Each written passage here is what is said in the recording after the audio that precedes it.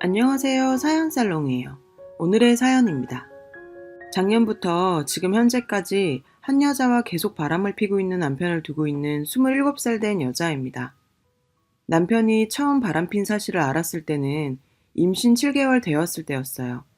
잦은 야근 출장, 하는 일이 대부분 현장 일에 야근이 많아 바쁜가 보다 했었는데 저도 눈치백단인지라 좀 수상해서 뒤를 캐보니 여자가 있더군요. 순간 꼭지가 돌아 따지고 물었더니 절 의부증 걸린 미친년으로 취급하면서 지랄 연병을 떨길래 그래 그럼 한번 두고 보자 하고 흥신소에 연락을 해서 사람을 붙이니 야근이라 집에 안 들어온 날은 그년이랑 같이 보냈더군요. 사진을 그 면상에 던지면서 어디 한 번 더 미친년 만들어 보라고 하니까 무릎 꿇고 빕디다. 한 번만 봐달라고 부모님께 말하지 말아달라고. 부모? 부모? 지금 부모 생각하는 거냐? 그래도 애도 생기고 했으니 그래 내가 병신같이 한 번이니 봐주마. 한 번 더 이런 일이 있을 시에는 정말 넌 인간도 아니다. 으름장 놓고 지켜보기로 했습니다. 그리고 한 달 뒤 왠지 찜찜한 느낌이 또 들어 온갖 수당 방법 다 동원해서 남편 SNS 비번을 알아내서 들어가 보았더니 그년 사진은 비밀 폴더 만들어 놓고 버젓이 띄어져 있고 그년하고 비밀글로 주고받은 내용들. 남편 놈 말을 믿어주는 게 아니었는데. 뒤늦은 후회하다 스트레스에 결국 조기 진통 와서 2달이나 더 있다 나와야 할 내 자식이 그렇게 나왔습니다. 애기 턱관절이 덜 발달돼서 모유 수유는 하지 못할 것 같다는 병원 측 말에 모유 수유 끝까지 하며 고이고이 길러볼 거라 다짐했던 저는 속이 뒤집혀 더 부글부글 끓어올랐고 병실에 누워있는 저를 보고 아무 일 없던 듯이 쳐 웃으면서 아들이야 라며 싱글벙글인 그 자식 얼굴에 귀싸대기를 후려 갈겼더니 저더러 미쳤냐고 또 지랄합니다. 친정동생에게 연락해서 노트북 좀 가져오라고 하고 남편놈 눈앞에서 그놈 SNS에 들어가서 비밀폴더, 방명록, 다이어리 등등등 보여주니 또 벙쪄하면서 미안하다고 끝내려고 했는데 여자가 자꾸 들러붙으니 그럴 수가 없었다고 마지막으로 한 번 더 봐달라고 하대요. 병실에서 소리 지르며 울부짖는 내 소리에 아이를 보러 왔던 시댁 식구들이 놀라 들어와서 무슨 일이냐고 묻기에 시아버님, 어머님, 신우 앞에서 그간 있었던 일을 다 말해주며 이혼하겠다고 했습니다. 당연히 아이는 내가 키울 거고 친권 포기하고 양육비 위자료 다 청구할 거라고. 더러워서 더 이상 못 살겠다고 하니 시아버님이 무릎을 꿇으며 자기를 봐서라도 마지막으로 한 번만 봐달라고. 이제 막 태어난 아기를 봐서라도 애가 무슨 죄가 있냐고 그러면서 앞으로는 그런 일 없도록 당신이 단속하겠다고 며느리 앞에서 시부모님이 무릎 꿇고 손까지 싹싹 빌어가며 봐달라고 하니 매몰차게 싫다고 못했었네요. 그때 끝냈어야 하는 건데. 그 일이 있고 난 후에 남편한테 한 달에 한 번씩 통화 내역서와 수시로 핸드폰, 이메일, 그리고 SNS 들락거릴 테니 그런 줄 알라고 하니 그렇게 하라고 했어요. 절대 다시는 안 그럴 거라고. 못 믿겠으면 너 보는 앞에서 전화해서 다시는 자기한테 연락 못 오게 쌍욕이라도 할 거라면서. 작년 10월부터 지금까지 꼬박꼬박 통화 내역서도 떠오고 다 확인시켜주고 SNS는 아예 폐쇄시켰길래 이제 정신 차렸나 싶었죠. 저도 정말 순간 믿을 뻔했으니. 근데 여자의 직감이랄까? 느낌이 계속 찝찝한 게 이상한 겁니다. 신랑과 같이 있을 때 처음 보는 번호가 찍힌 전화가 온다거나 발신자 미확인으로 전화가 온다거나. 그래서 추적을 해봤죠. 신랑 명의로 핸드폰이 2대가 더 개통되어 있는 겁니다. 하나는 신랑, 하나는 그년이. 그렇게 또 눈 가리고 아웅했던 거죠. 이제 이혼을 해야겠죠. 28일이 아이 돌잔치인데 돌잔치가 끝나고 제대로 터뜨릴 생각입니다. 이번엔 어떤 변명들로 연기를 해댈지 기대도 되네요. 저와 비슷한 경험을 하신 여성분들은 어떻게 대처하셨나요? 사진들과 통화 내역서, 문자 내역성 같은 증거들로 소송하면 증거로 채택이 되나요? 이 병신 같은 인간이 이혼은 절대 안 하겠다고 나올 거 뻔한데 소송을 걸면 아이 양육권은 저에게 넘어올 수는 있을까요? 시댁과 그 쓰레기 같은 놈한테는 내가 다 알고 있다는 티 전혀 내지 않고 일단은 친정 부모님께 증거자료들 다 내보이며 이혼하겠다고 하니 평생 마음고생하며 그 인간이랑 사느니 아이를 생각해서라도 이혼하라시네요. 개벌은 남 못 준다고. 그리고 내 아들이 뭘 보고 자라겠냐고 친정부모님과는 일단 이혼하는 쪽으로 매듭을 지었습니다. 우리 애기 돌잔치가 끝난 후 시댁으로 가서 증거 자료들 다 보여주며 이혼하겠다고 말할 작정입니다. 이 판국에 무슨 돌잔치냐 하시겠지만 아이한테 미안한 마음이 괜시리 커서 더 크게 해주고 싶다는 생각을 합니다. 괜히 제 마음이 그렇다는 거 알고 있습니다. 여튼 시부모님이 작년처럼 무릎을 꿇고 싹싹 빌어도 그 인간이 어떤 거짓말들로 연기를 해대도 이번에는 절대 제가 병신같이 합리화하며 굽히지 않을 생각입니다. 그리고 그년 흥신소에서 알아본 결과 현직 고등학교 영어교사라고 하네요. 선생이라는 년이 그러고 있으니 그년 밑에서 뭘 보고 배울까요? 유부남 꼬시기, 안 걸리기, 뻔뻔하기, 이딴 거? 교육청에도 전화를 걸어 물어봤더니 사진과 통화 내역, 문자 내역서를 동봉해서 신고하면 파직시킨다고 하네요. 28일 이후 교육청에 신고할 생각입니다. 그리고 그 학교 찾아가서 학생들 보는 앞에서 그 두 년놈들 모텔 들어가는 사진, 물고 빨고 하는 사진 냅다 뿌리고 올 생각입니다. 그 다음엔 그년 집으로 가서 조곤조곤 그 부모 면상에 사진 한 다발 뿌려주고 개망신을 줄 겁니다. 아들의 돌잔치를 마치고 시댁으로 가서 그동안 모아두었던 증거 사본이랑 불륜의 현장에 담긴 사진들을 펼쳐놓고 이혼하겠습니다 라고 했습니다. 기분 좋게 돌잔치 끝내고 와서 이게 무슨 날벼락이냐며 시모께서는 고래고래 소리를 지르시더라고요. 그래서 꼭 이혼을 해야겠냐고. 자기가 소리를 왜 지릅니까? 참, 그것도 어이없죠. 끝까지 빌어도 시원찮을 판에. 시댁은 어쩔 수 없이 시댁인 거죠. 괜히 시댁입니까? 그래서 이혼하겠다고 이번엔 용서해주고 싶은 마음도 같이 살고 싶은 마음도 없고 그리고 하나밖에 없는 내 아들 이런 남자와 키우고 싶지 않다고 했더니 이혼할 때 하더라도 아이는 내놓고 가라시더라고요. 정신 나간 여자처럼 한참을 웃고 이렇게 나오실 줄 알았다고 변호사와 미리 작성해놓은 소장을 보여드렸죠. 여기서 합의를 보지 못하면 소송도 마다하지 않겠다고 했습니다. 시부께서는 할 말이 없으시다며 자리를 박차고 나가셨고 신우는 언니 한 번만 더 생각을 해봐 라며 절 설득시키더군요. 그 쓰레기 같은 남편이란 놈은 입을 강력본드로 쳐발랐는지 계속 아무 말 없이 앉아있고 더 앉아있을 가치도 없어서 저는 아이를 데리고 나와버렸어요. 아이는 놓고 가라는 미친 것 같은 시모 때문에 현관 앞에서 실갱이가 있었지만 밖에서 기다리고 계셨던 저희 친정 부모님과 엎치락 뒤치락 하다가 아이는 제가 데리고 나왔네요. 제가 제시한 위자료와 아이의 친권 그리고 양육비에 관한 사항들 잘 살펴보라며 뒤도 안 돌아보고 왔습니다. 마음이 너무 홀가분하네요.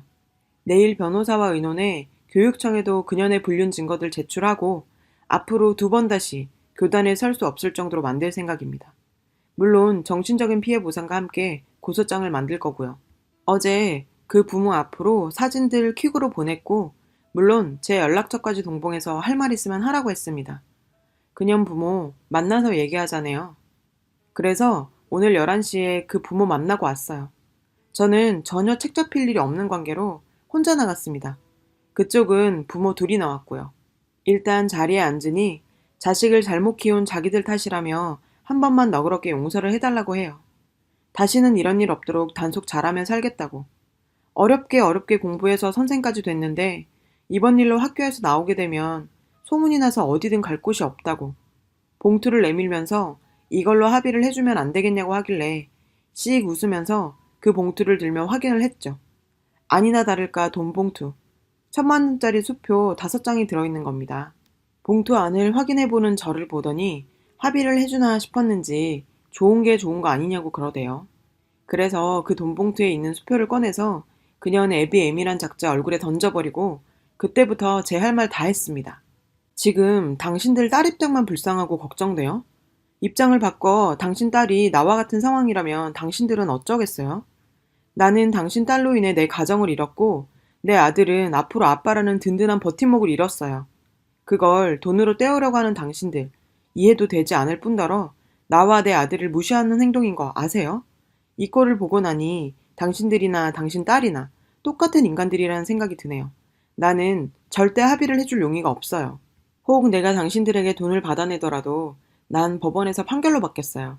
그리고 내 아이도 이 나라에서 커갈 마당에 난 당신 딸 같은 부도덕한 여자가 교단에 서서 아이들을 가르치고 있다는 그 자체 하나만으로 소름 돋고 그 학생들이 뭘 보고 배울까 걱정됩니다. 라고 했죠. 그랬더니 그녀는 M이란 사람이 한다는 말이 솔직히 남자가 바람핀 이유가 다 있는 거 아니냐입니다. 집에서 와이프가 어떤 행동을 했길래 남자가 밖으로 돌았겠느냐. 남편이 한눈을 판 이유는 당신에게도 있지 않느냐라고 하더라고요. 성추행 당한 여자한테 여자가 야하게 입고 다니니 남자들이 나쁜 맘을 먹는 거다 라는 생각과 다를 바가 있나요? 그래서 조곤조곤 설명을 다 해줬죠. 내 결혼 생활 중 나는 내 가정을 위해 최선을 다했고 부족함이 없다고 생각한다. 다만 임신했을 때 부부관계를 멀리했더니 남편이 끓어오르는 욕망을 참지 못하고 당신 딸이라는 년과 붙어먹었다. 유부남인 줄 알면서도 선생이라는 년이 그렇게 생각이 없나? 당신처럼 생각하자면 옷 벗고 여자가 덤비는데 마다할 남자 있나? 고로 당신 딸은 그런 여자다. 라고 해줬더니 그년 M이란 년 바들바들 떨더군요. 그럼 저한테 좋은 소리 나올 줄 알았나 보죠? 앱이란 놈은 한마디도 지지 않고 흥분하지도 않고 처음부터 같은 톤으로 조곤조곤 얘기하는 절 보고 좀 놀란 눈치더군요. 이제 할 말 없느냐? 없으면 난 일어서겠다고 했더니 맞고소 하겠답니다. 그래서 누구를 상대로 맞고소를 할 생각이냐고 했더니 그 쓰레기놈과 저를 상대로 고소를 하시겠답니다. 여기서 저 벙쪘네요. 그래서 하라고 했습니다. 솔직히 그 쓰레기 편 드는 것 같아 말 안 하려고 했는데 혼인빙자? 그건 애아빠가 유부남인 걸 속이고 접근했을 때 해당하는 거 아닌가요? 유부남인 거 알면서도 붙어먹었는데 무슨 혼인빙자예요. 그리고 처음에 당신 딸이랑 붙어먹었을 때 시아버님이 당신 딸 만날 얘기했어요. 만나지 말라고. 연락도 하지 말라고. 한 번 더 이런 일 생기면 가만히 있지 않겠다고. 그런데도 당신 딸이 안 떨어지고 붙어 있었던 거 아니에요? 모르셨어요? 그리고 날 상대로는 어떤 고소를 할 수 있을지 모르겠네요. 고소? 할 수 있으면 해봐요. 내가 당할 듯 싶어요? 하며 제가 소지하고 갔던 녹음기를 꺼냈죠. 나 지금 당신과 했던 얘기들 여기다 녹음해 놨어요. 조금의 반성은커녕 부모라는 인간들이 자기 자식만 걱정돼서 미안한 맘 한 톨 없이 돈 봉투만 꺼내들고 합의하자 달려들어서 나와 내 아들에게 모욕감을 주는 언행까지 일삼았죠. 나는 이것 또한 법원에 증거자료를 제출할 겁니다. 그리고 당신 딸? 용서해주고 싶은 마음 조금도 없어요. 당신들도 맞고서 준비 열심히 해보세요. 날 상대로 이길 수 있을지 의문이 들긴 하지만요. 하며 일어서는 순간 그년 부모 무릎 꿇고 제 다리 한 짝씩 잡고 안아주네요. 합의 보고 가라고 그 전엔 절대 못 간답니다. 그러길래 112에 신고했습니다. 자식 위한답시고 나왔는데 일은 더더욱 커져만 가고 처음엔 제가 부모한테 못할 짓을 하는 건가 싶다가도 그런 부모 행동을 보니 망연자실한 그 표정 너무 통쾌했어요. 그리고 쓰레기한테 자꾸 전화가 오네요. 어제 오늘 합쳐서 100통은 넘게 온 것 같아요. 그래서 쌍콤하게 핸드폰 번호를 바꿨어요. 합의점을 찾아볼 수 없는 인간들인지라 저는 소송을 최종 선택을 했고 오늘 그년 상대로 정신적인 피해 보상과 그 부모 상대로 명예훼손을 같이 적용해서 소장을 작성하고 왔습니다. 그리고 변호사님께서 학교에 찾아가 망신을 주는 거는 저에게 불리하게 작용될 거라면서 만류하셔서 그년 학교 찾아가 망신 주는 것은 아쉽지만 소송 상한 바감에 하라고 합니다. 그 여자가 SNS로 쪽지가 왔네요. 만났으면 한다고. 자기도 할 말 많다며. 핸드폰 번호가 바뀌어서 연락할 방법이 쪽지밖에 없었다면서 왔길래 너랑은 할 말이 없다. 대화는 인간과 인간이 하는 거지. 동물만도 못한 너란 인간하고는 할 말도 들을 말도 없다. 조만간 고소장 갈 테니 법원에서 보자 했습니다. 그랬더니 그년이 한다는 말. 얼마 전에 깨끗하게 끝냈다고 2번 다시 그런 일 없을 거라고 자기도 반성 많이 하고 있고 고소 취하해달라고. 아, 이 또라이 같은 애 머릿속엔 똥만 가득 차 있는 걸까요? 서방이라는 놈은 친정 식구들한테 돌아가며 전화질 해대고 친정아빠 근무하시는 곳으로 찾아가서 저 좀 설득시켜달라고 무릎 꿇고 생쇼를 벌였다네요. 저랑 아이가 없으면 못 산다고 죽을 것 같다고. 그래서 친정아빠가 그냥 죽으라고 했답니다. 역시 우리 아빠. 더는 너 같은 인간한테 귀하디 귀한 내 딸, 귀하디 귀한 내 손주 돌려보내는 일 없을 거라며 1년 동안 친정부모 걱정할까 말 못하고 혼자 속 끓인 내 딸 생각하면 당장이라도 너 죽이고 싶은 심정이라며 2번 다시는 보지 말자고 하셨다네요. 이번 일로 마음에 상처받으신 친정 엄마 아빠께 너무 죄송해집니다. 지금은 그 상간녀에 대해서 법원 출두 명령이 내려진 상태입니다. 현재까지 계속 그 상간녀와 부모라는 사람들에게서 계속 연락이 오고 있고, 심지어 지금 제가 거치하고 있는 친정까지 찾아오는 행동까지 서슴지 않고 있습니다. 그리고 남편은 합의 이혼을 해주겠다고 하네요. 어제 시아버님이 잠깐 만났으면 한다고 하셔서 시아버님을 만나고 왔네요.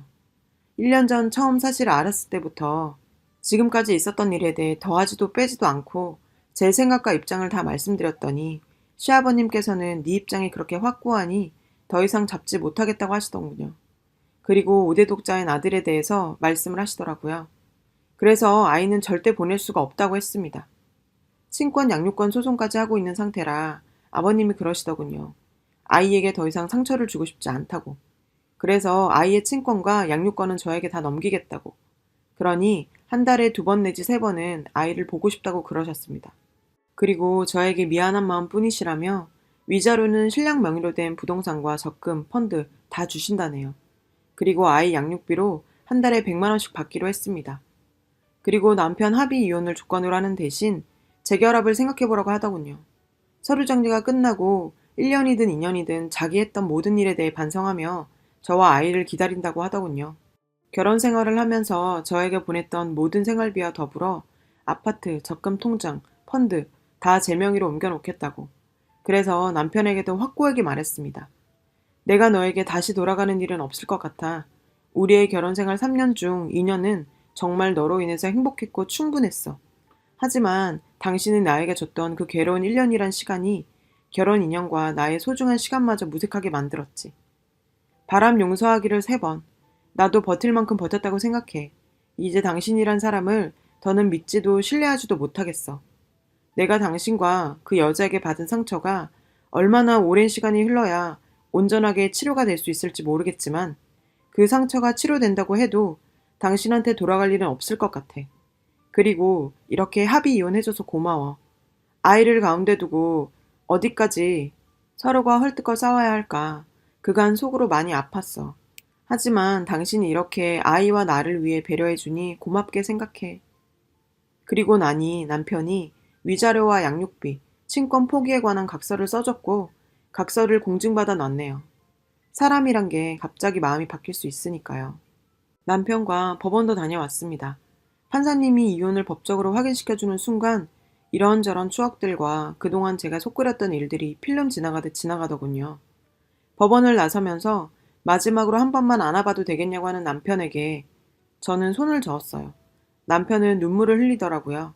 이제 각자 갈 길 가자고 말했습니다.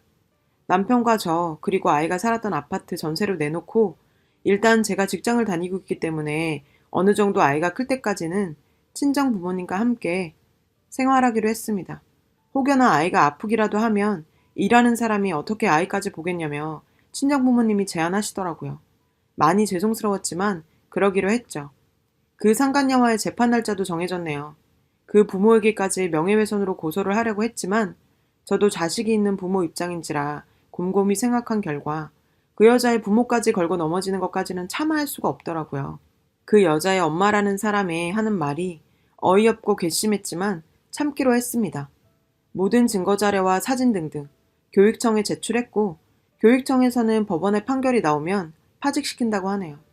그리고 모든 교육업종 협회에 의뢰해 국립학교든 사립학교든 그리고 사교육기관이든 다시는 교단에 설 수 없도록 조치를 해놨습니다. 재판일이 잡히고 다가오니 그 여자도 지발이 저린 모양입니다. 어떻게 해서든 저와 합의를 보려고 눈에 쌍심지를 켜고 달려드네요. 한 번만, 제발 한 번만 용서를 해달라고 자기가 미쳤었다고. 이제 와서 입에 발린 그런 말들로 저의 마음을 움직이려고 하는 그 여자의 심보가 괘씸하기 짝이 없습니다. 3살 버릇 80까지 가고 개버릇 남 못 준다는 말이 있지만 이번에 호되게 당해서 2번 다시는 남의 가정에 불화를 일으키거나 남의 눈에 눈물 나게 하면 지 눈엔 피눈물이 난다는 걸 확실히 알았으면 좋겠어요. 정신적인 피해 보상금으로 1억 원을 요구했어요. 법원에서 그 1억 원을 받아줄지는 모르겠지만 겁이나 먹어보라며. 그리고 제 1년간의 소가리를 어떻게 돈으로 책정할 수 있겠습니까? 소장에는 1억 원도 적은 액수라 했어요. 저와 제 아이, 그리고 친정 식구들이 받은 상처에 비하면 말이죠. 기혼녀들, 더더욱이 아이가 있는 기혼녀들은 저와 같은 상황에 처했을 때 10의 9는 아이 때문에 참고 살아간다는 거 압니다. 그분들 못난 거 아니에요. 어쩌면 더 대단하신 분들입니다. 그리고 제 글을 보며 짠해하거나 하지 말아주세요. 저는 이번 일을 겪으면서 한 걸음 더 제 자신이 성장했다고 생각합니다. 속도 시원합니다. 아들에게는 미안한 감이 없잖아 있지만 훗날 아이가 사춘기에 접어들기 시작한다면 차분하게 얘기해 줄 생각이에요. 아빠에 대해 더 나쁘게 말할 생각은 없어요. 아이는 아빠에 대한 배신감은 최소로 가졌으면 해요. 아이에게는 마냥 좋은 아빠로 각인시켜줄 수 없겠지만 말이에요. 긴 글 읽어주셔서 진심으로 마음을 다해 감사드립니다. 여러분, 사연 댓글에 응원과 현명한 조언 부탁드려요. 좋아요와 구독은 저에게 큰 힘이 됩니다. 오늘도 좋은 일 가득하세요.